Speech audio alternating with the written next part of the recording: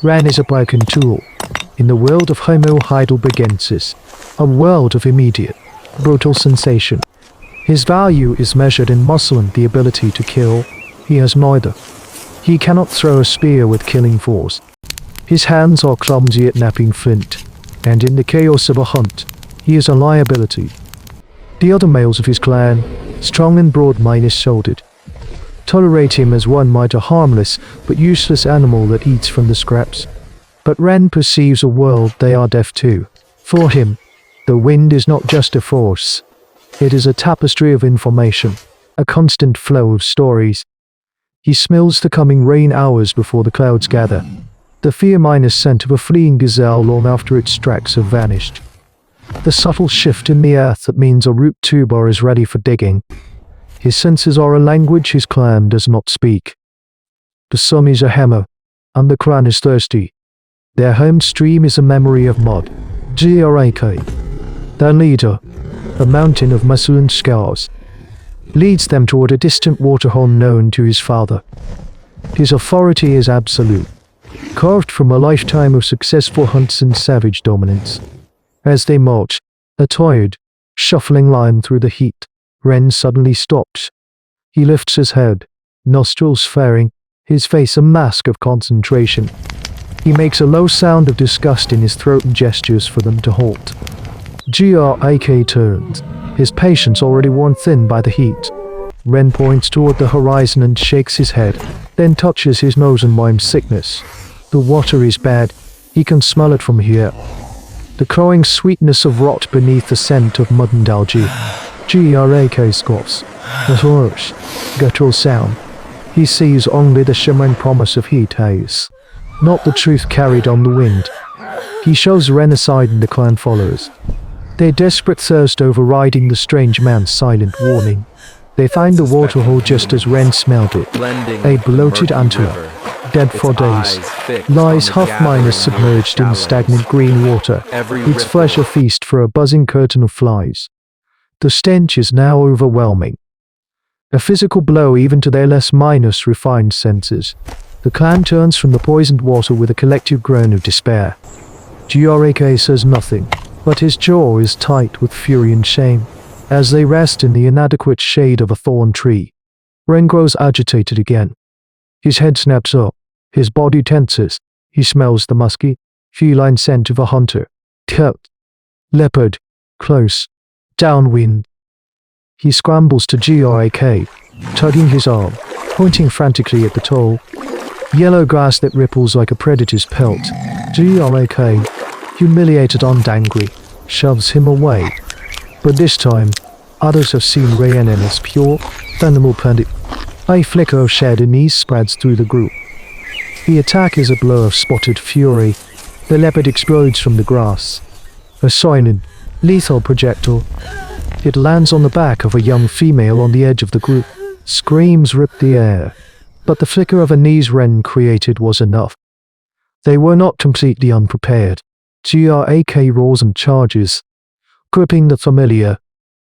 Terminus drop weight of his AQ lean hand minus axe. He and two others from a wall of noise and threatening stone, driving the cat back into the grass. The female is alive, bleeding from deep gouges in her shoulder, but alive. In the trembling aftermath, the clan looks at Ren. He stands apart, his strange gift now a terrifying, undeniable reality. Grak stares at his own hands, then at the man who smelled the death on the wind. The fear they feel toward Ren has changed its texture. It is no longer contempt, but a grudging, wary respect. He is a living omen, a creature who speaks with the wind. Grak now watches him, not with disdain, but with a hunter's intense scrutiny, trying to understand this new and unpredictable element in his world. Ren is given a larger share of the meat, not because he earned it with a spear, but as a tribute to the unseen. His survival value has been Ray-minus calibrated. Then the sweet smell arrives. It is a scent Ren has never encountered. It is not of the earth or of any animal. It is a warm, cloying odor, like overripe fruit left to ferment in the sun, and it clings to the skin and breath of a hunter named Bor. The aura is still strong, still one of GRAK's best. But Rand smells the decay blooming within him. He tries to warn him, recoiling when Bior comes near. But his gestures are meaningless. How do you describe a smell to a world that lives by sight and touch? A week later, Bior is dead. He does not die from a wound or a fall. A fever consumes him from the inside out, leaving him a dry husk. The clan grieves with a new kind of fear. This is a death without a cause, a ghost that steals life in the night. Their understanding of their paleo environment includes predators, floods, and famine, but this invisible enemy is a form of dark magic. 2 days later, Ren smells it again. This time, it is on a young woman. Dire, and worse, on her small child who still clings to her back. The sweet, sickly scent is faint, a whisper of the decay to come. This time, Ren does not just recoil, he knows he must act. He approaches GRAK. His body rigid with urgency, he points to Naya and her child, then holds his hands far apart, miming a separation. A wall of air. He points to the cave where Boar's body was laid and then back to the woman. The meaning is terrifyingly clear. She carries the same death. The clan is horrified. Naya cries out, clutching her child. To separate them from the clan, from the warmth of the sire and the protection of the group, is a death sentence. It is a cruelty they cannot comprehend. GRAK is torn. They collapse. The bonds of community are the very architecture of their survival. This is the fundamental challenge of their burgeoning social intelligence. A puzzle that the future field of anthropology would spend centuries trying to solve. The needs of the one versus the survival of the many. GRAK looks at Naya's child, then at the faces of the other children. He remembers the leopard. He remembers the poisoned water. He makes a choice that feels like a betrayal of his own heart. He gives the order. They move Naya and her child to a small, isolated overhang down the cliff. A place within sight but not within reach. The clan watches as Naya's strength begins to fade. Ren alone brings them food and water, leaving it on a rock a safe distance away. An act of selfless care that is also an act of brutal quarantine. The emotional cost of this decision is immense. A silent agony that plays out across the distance between the two caves. The child weakens first. Naya's wails of grief are a knife in the heart of the clan. When she too falls on a few days later, a profound and terrible understanding settles over them. Ren saved them. He saved them by forcing them to commit an act that felt like murder. He is not a broken tool. He is their most vital, most terrifying weapon. A new season arrives, painting the savannah in the brittle golds of the coming dry spell. The memory of the sickness has scarred the clan's spirit, but they are alive, and their trust in Rayan and strange sense has been forged into something solid. He is no longer an outcast. He is an oracle. He now walks beside GRAK, not behind him. His warnings guide their path. His discoveries led them to clean water and hidden caches of food. He is a living map of the unseen world, a critical component in the long, slow story of human evolution. The clan prospers in this new arrangement. GRAK's strength and Ray and NS senses are two hubs of a single, brutally effective survival tool. They are a glimpse of the future, of a time when the mind, not just the muscle, will be the true measure of a leader. It is on a day when the sky is a vast, empty blue that Ren smells the end of their world. He stops mid-minor stride, his head tilted to the east.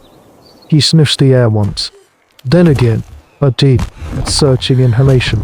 The scent is faint, almost imperceptible.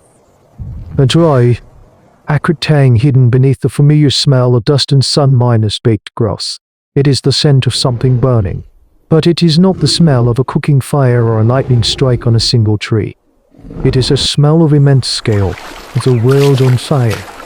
He turns to GRAK, his eyes wide with a fear the clan has never seen in him before. He points to the east, then sweeps his arm in a vast arc. He makes a sound like a great whoosh and minds flames devouring the grass. He stamps his feet, mimicking the thunder of a stampede. A fire is coming. A fire that will consume everything. GRAK looks east. He sees nothing. He hears nothing. There is only the endless blue sky and the gentle rustle of the wind. The other hunters look, too, their faces blank with incomprehension. There is no smoke, no glow on the horizon. To doubt Ren now feels like a sacrilege, yet what he describes is impossible.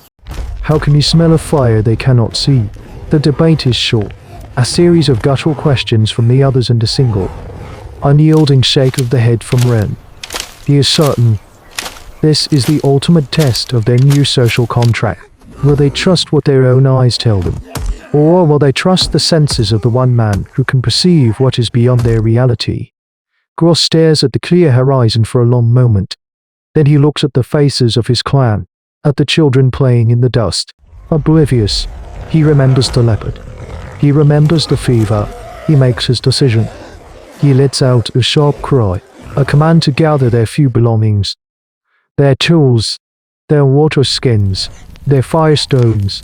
They will abandon their camp. They will march west, away from a threat that does not exist. They move as a unit, a small island of beings walking away from a perfectly calm and peaceful landscape, guided only by the terror in one man's eyes. They walk for the rest of the day, a first, grueling march just before the sun sets. One of the hunters looks back. He cries out. On the eastern horizon, where the sky meets the land, is a smudge of bruised, dark cloud. It is not a rain cloud. It is the smoke from a continental minor-scale grass fire. An inferno so vast it is creating its own weather. They stand and watch as the smoke begins to consume the sky they just fled. They have not simply outrun a fire. They have outrun the horizon itself. They turn and look at Ren, who is still sniffing the wind. His gaze already fixed on the unknown territory ahead. They see him now not as a man, but as a miracle. Ryan's gift was an anomaly, a random mutation that, in a different time or place, might have been a meaningless quirk. But in the unforgiving crucible of prehistory, it became the fulcrum upon which his clan's survival turned. His story is not about a supernatural power, but about the dawning recognition that strength comes in many forms.